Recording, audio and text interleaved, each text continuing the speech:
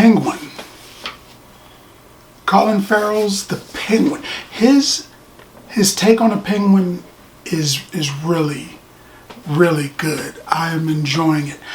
This, you know what? My most recent I dig it kind of a mafia thing was Tulsa King.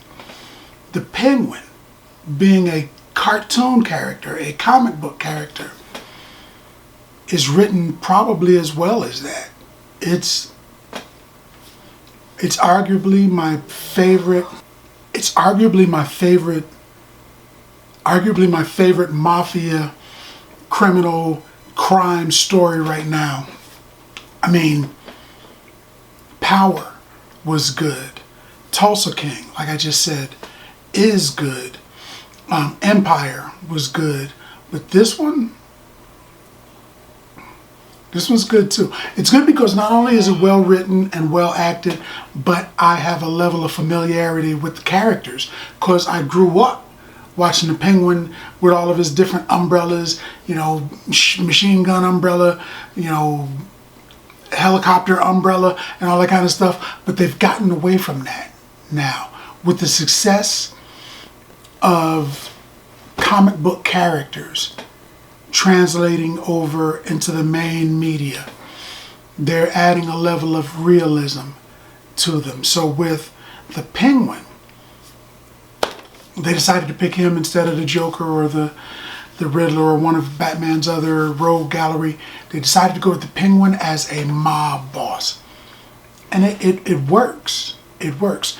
For those who don't know, the Penguin hasn't always been a mob boss. He was a regular criminal. You know, just like the Riddler, Joker, or Scarecrow, or any one of those other guys.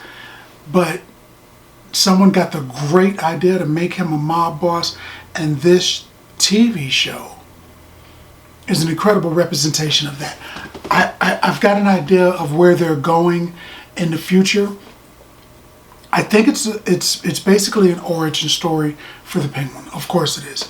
The Penguin starts out, he's low level, he's moving through the ranks. He's eventually going to be one of the big three. You got the Maroni family, and you got the Falcone family, and then you got the Penguin, and they're pretty much the big three in Gotham. And I think it's an origin story for something else also. I think it's an origin story for Victor.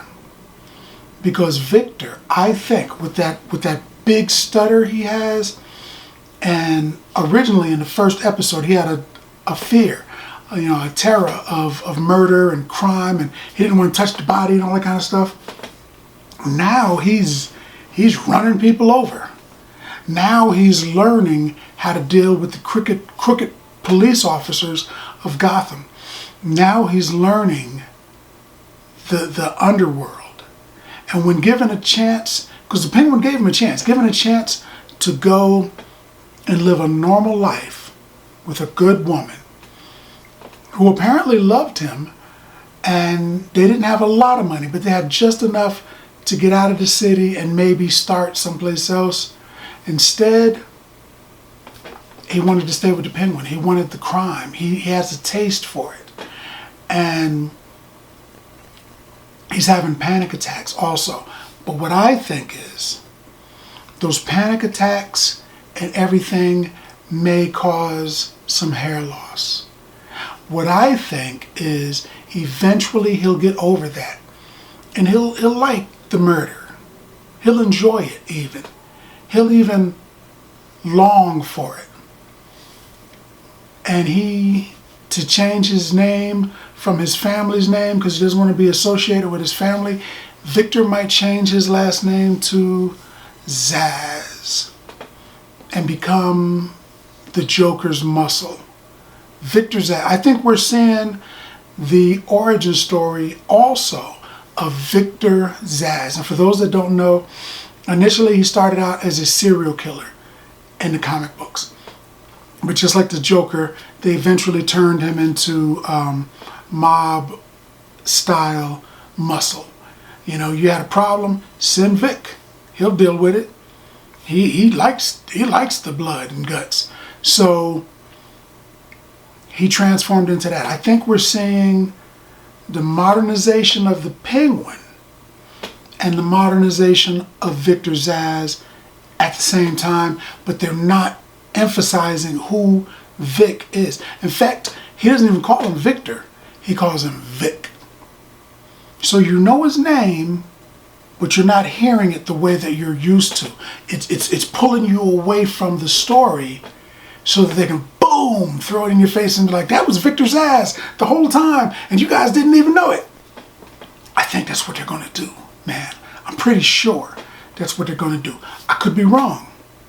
It's been like 3 years since the last time I was wrong. It's bound to happen again. Might be today. I don't think so, but it could be. Victor Zsasz, I think that's what it is.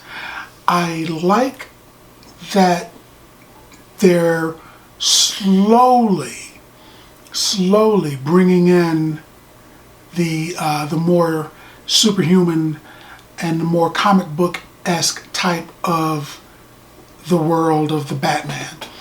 They haven't really mentioned Batman yet. They haven't mentioned vengeance yet, though the Penguin is intimately familiar with him.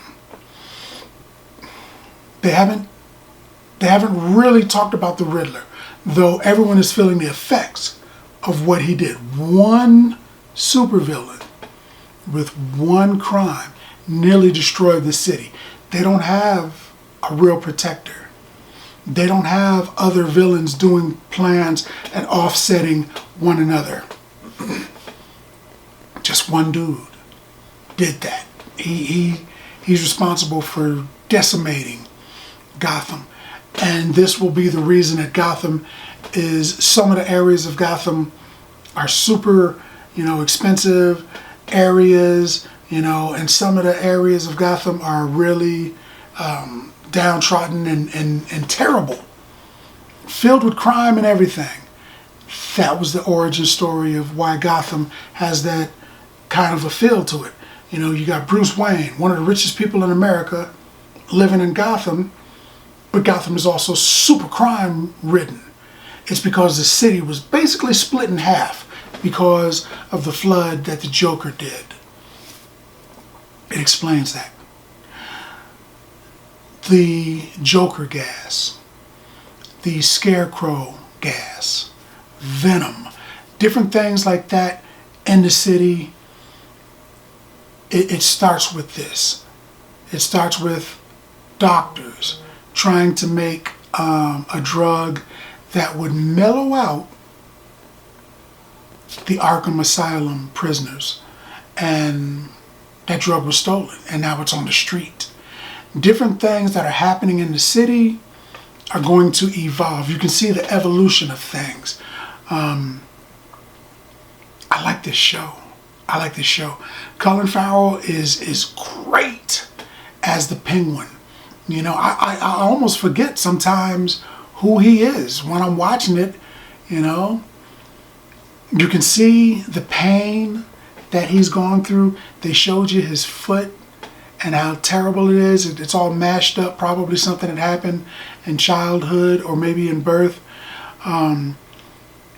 They show that he's not 100% a monster. He cares for his mom. He cares for Vic. I think he honestly cares for Vic. He's got a girlfriend in this show that I am sure he is going to have to kill that chick.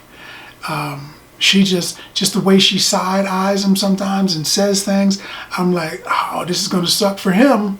But he's going to have to, finger across the throat that girl, which will add to his torment.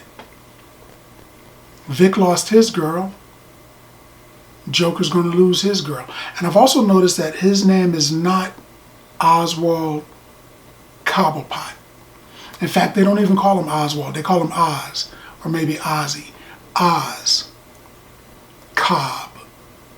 Maybe later they'll reveal that his last name was Cobblepot and he was part of a rich dynasty, but his father abandoned him and now he and his mom have to live in meager surroundings.